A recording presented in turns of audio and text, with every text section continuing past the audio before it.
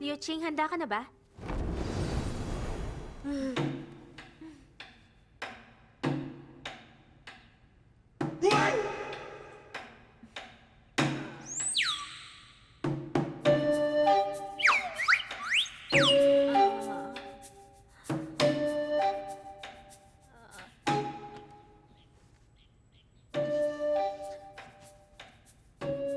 Liu Qing, Liu Qing, ba't ganyan ang itsura mo?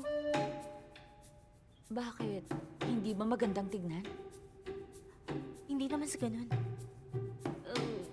Baka lang kasing biglang mapatalon si Wenzhou sa bintana ng kainan. Ganun ba ako kaganda? Ano bang maganda? Ang pangit ng ayos mo. Ayos lang. Huwag ka mag-alala, ha? May panahon pa tayo. Aayusin ko yan. Tara. Ay, pambihira. Oh, salamat sa pagbili, ha? Bini-bini! Ayan na. Patingin ako. Ay, ang husay ko talaga, no? Kahit ako hindi makapaniwala. Ngunit, hindi naman malaki ang pinagkaiba. Alang-alang sa lakad niyo ni Wenzhou, hindi ko papansinin yon. Liu Qing, napakaganda ng buwan. Naiibigan mo na ba ako? Hindi, mali. Hindi tama yun. Hala, hindi kaya mauhuli na ako? Kalahating oras pa. Huli na nga ako.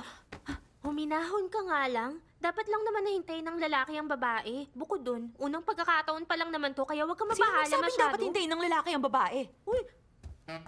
Liu Qing, niiwan mo yung sandata mo. Hindi ko yun kailangan.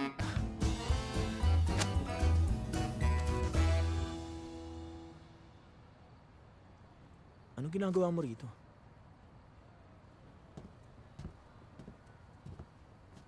Pinagluto kita ng mga tinapay.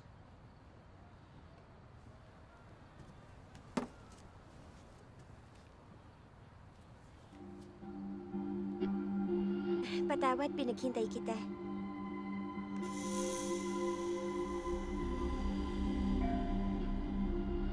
Ba't nasa iyo to?